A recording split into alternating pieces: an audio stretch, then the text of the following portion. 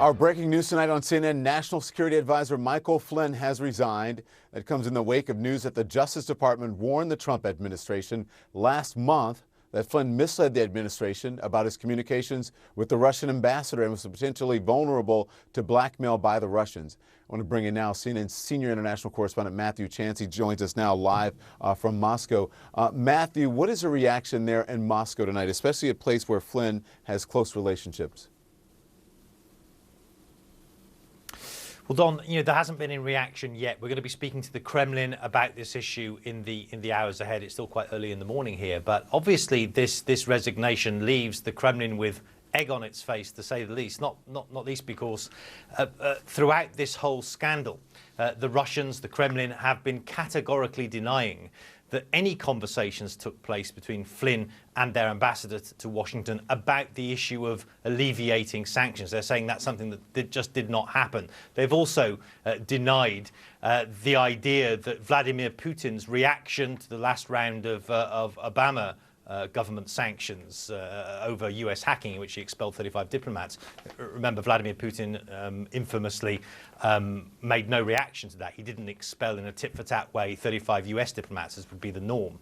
The Kremlin are denying that had anything to do with the conversations between Michael Flynn and Sergei Kislyak, the Russian ambassador to Washington.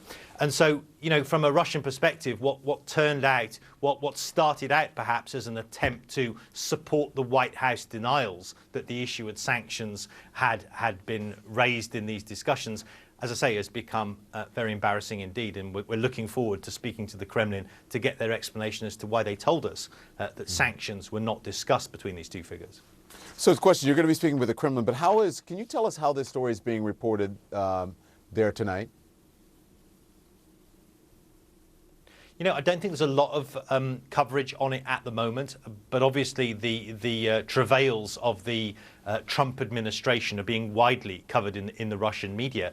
And I think this latest incident underlines just how, from a Russian perspective, just how dangerous this relationship with the Trump administration has become. It's dangerous for all sides. Obviously, the Democrats and Republicans in the United States are using the sympathies of Trump and the people around Trump towards Russia in a bid to discredit his administration. But from a Russian point of view, the big concern is that there's so much opposition to that détente that Trump proposed during his campaign with Russia, so much opposition in the Congress, that they fear that Trump could opportunistically do a U-turn and adopt a much tougher anti-Russian stance than he has up until now in order to placate the Congress and ensure his political survival. And so the big concern amongst Russian officials now is that Trump is going to do an about-face and become, instead of the Kremlin's man, which is what critics have dubbed him widely in the United States and elsewhere